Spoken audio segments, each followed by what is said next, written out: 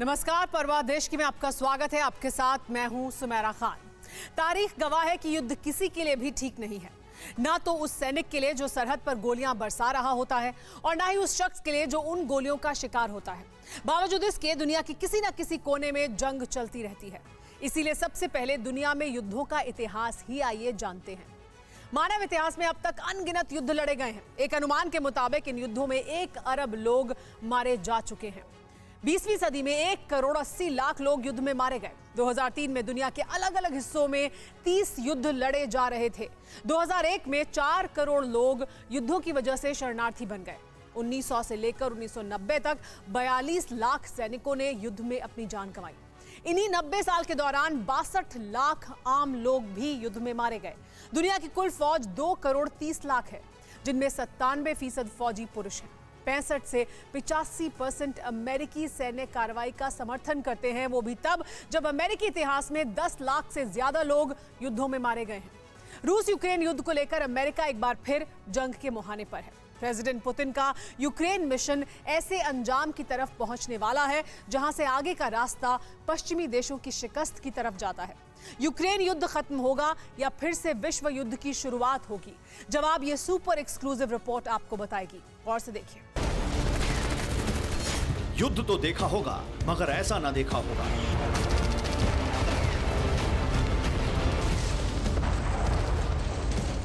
जंग तो पहले भी हुई, लेकिन ऐसी ना हो।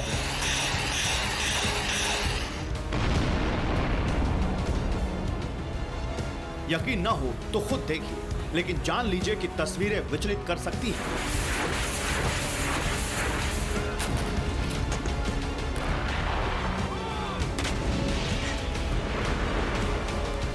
घर की दहलीज पर खड़ी बुजुर्ग मां और बेटी रूस के हमले के बारे में बात कर रही थी।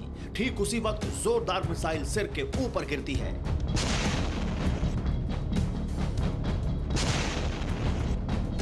विदेशी पत्रकारों की टीम युद्ध को कवर करने पहुंची थी, तभी चंद कदम के फासले पर रॉकेट गिरता है।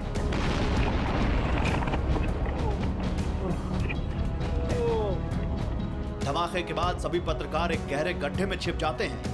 कुछ जख्मी हालत में थे तो कुछ इस बात से खुश कि चलो जान तो बची।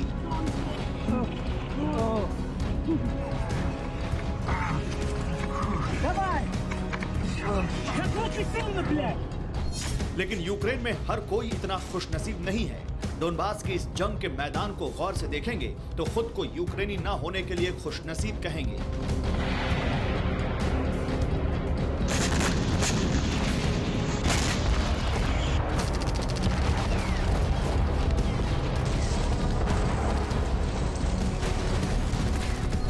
गौर से देख ही लीजिए, सूखे दरख्तों के बीच जो गड्ढे से खुदे नजर आ रहे हैं, इन्हीं में यूक्रेनी सेना के जवान छिपे थे। रूसियों ने ड्रोन कैमरे से देखा और इसी जगह पहुंच गए। काफी देर तक चूहे बिल्ली का खेल चलता रहा।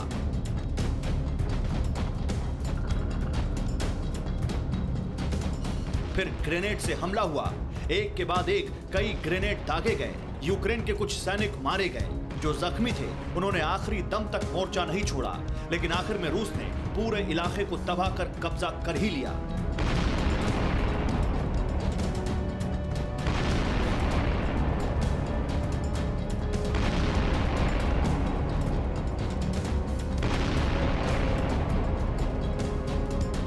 सौ दिन से यूरोप की सरहद वाले मुल्क में इसी तरह का बारूद बरस रहा है।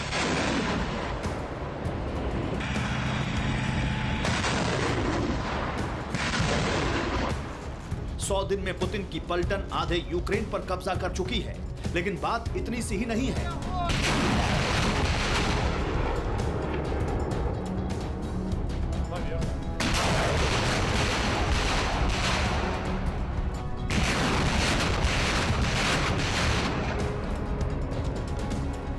सौ दिन में पुतिन ने बता दिया है कि वो जो कहते हैं करके दिखाते हैं। 100 दिन में पुतिन ने दिखा दिया कि भले ही जमाना दुश्मन हो जाए, वो अपना मिशन पूरा करके ही रहेंगे। और 100 दिन में पुतिन ने बता दिया है कि सुपर पावर को भी डराया जा सकता है। प्रेसिडेंट पुतिन के पराक्रम की कहानी अमेरिकी प्रेसिडेंट की जुबानी सुनिए। 3 महीने से ज़ेलेंस्की के हथियारों की हर जिद पूरी करने वाले अमेरिका ने साफ कह दिया है कि यूक्रेन को लंबी दूरी तक हमला करने वाले रॉकेट नहीं दिए जाएंगे। यूक्रेन लॉन्ग रेंज वेपन मांग रहा था, जिससे कि हमले में रूस की बराबरी की जा सके। कीव ने अमेरिका से लॉन्ग रेंज रॉकेट के लिए मोबाइल बैटरी की भी मांग की थी। इसके जरिए एक बार में कई रॉकेट दागे जा सकते हैं, जो कि 300 किलोमीटर तक जा सकते हैं।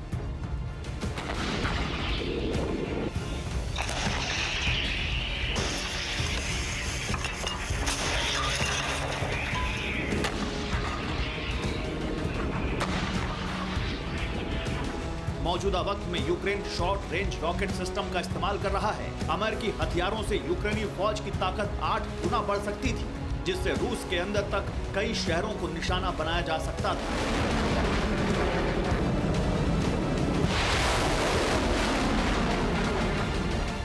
अमेरिका का डर है कि रूसी शहरों पर हमले से पुतिन पक्का परमाणु बम दाग देंगे, इसीलिए ज़ेलेंस्की की फरमाइश की फाइल बंद करने में ही भलाई समझी।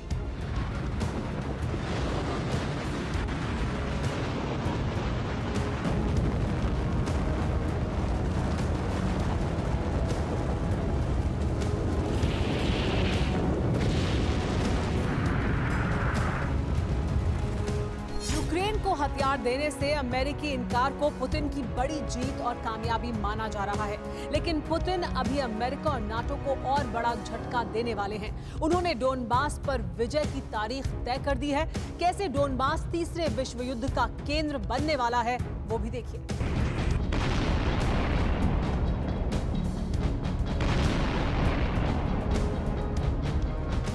4 हफ्ते से यूक्रेन का पूर्वी इलाका डोनबास ऐसे ही दहल रहा है। कोई कस्बा, कोई गांव, कोई शहर नहीं है जहां मौत का मंजर ना हो।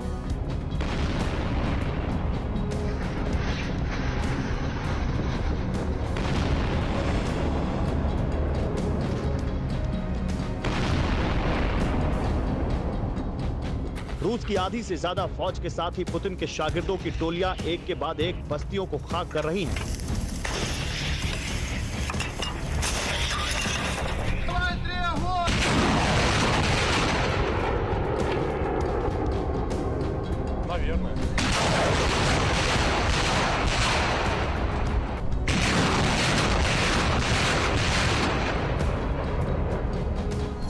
नक्शे में देखेंगे तो यूक्रेन के पूर्व में 2 इलाके नजर आते हैं। इनमें से एक डोनेस्क है, दूसरे को लुहांस्क कहते हैं, और दोनों को मिलाकर जो इलाका बनता है उसी को डोनबास के नाम से जाना जाता है। 24 फरवरी को यूक्रेन पर हमले का ऑर्डर देने से पहले प्रेसिडेंट पुतिन ने यूक्रेन के टुकड़े कर डोनबास को अलग देश बना दिया था।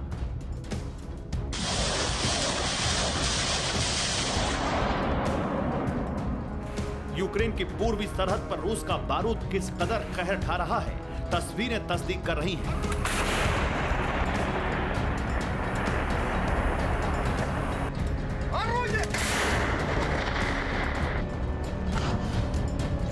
डोनेत्स्क और लुहांस्क के हर कोने में रूस की हॉवित्जर तोपें गोले दाग रही हैं, तो जमीन पर चेचनिया के जल्लाद नरसंहार कर रहे हैं।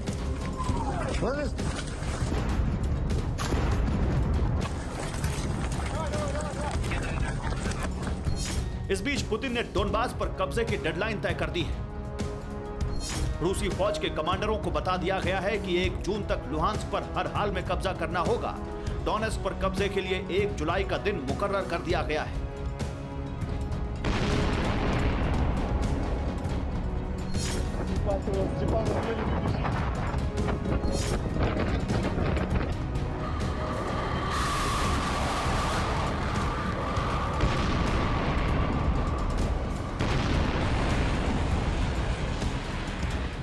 लेकिन रूस की सेना ने जिस तरह से डोनबास में ताकत झोंक दी है, उससे साफ है कि चंद दिनों में ही यूक्रेन का पूरा इलाका रूस के कब्जे में होगा।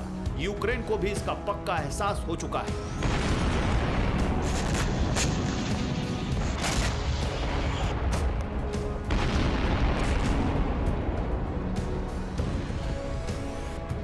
Четвертий день повномасштабної війни. Ситуація дуже складна. युद्ध का 94वां दिन खत्म हो गया है। हालात बहुत गंभीर हैं। Російська армія намагається вичавити хоча б якийсь результат для себе. खास तौर पर डोनबास और खार्किव के क्षेत्रों में जहां रूस की सेना नतीजे अपने पक्ष में करने के लिए जी तोड़ कोशिश कर रही है। Інші міста, на яких зосереджений російський наступ. यूक्रेन पर रूस के हमले के 3 महीने बाद पहली बार ज़ेलेंस्की बर्बाद डोनबास का मंजर देखने पहुंचे।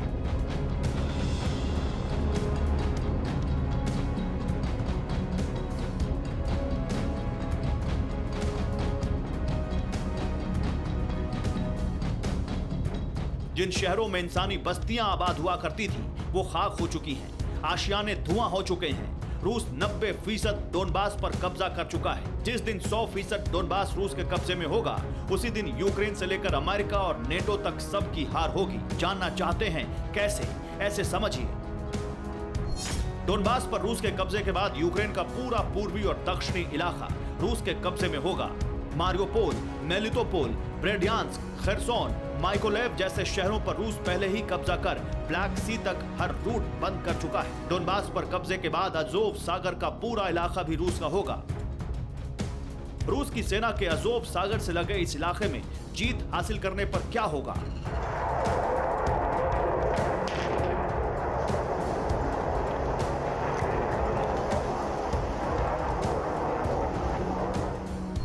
यूक्रेन को रूस की शर्तों पर सरेंडर करना होगा। रूस जो कहेगा ज़ेलेंस्की को वो मानना ही होगा। रूस से युद्ध में सिर्फ यूक्रेन की ही हार नहीं होगी, ये हार अमेरिका से लेकर नेटो देशों और हर उस देश की होगी जिसमें 3 महीने तक यूक्रेन को हथियारों के जखीरे सौंपे। लेकिन सवाल यह है कि क्या अमेरिका और यूरोप के ताकतवर देश इस शर्मिंदगी को खामोशी से बर्दाश्त कर लेंगे या फिर तीसरे विश्व युद्ध की शुरुआत होगी? ये तो वक्त बताएगा।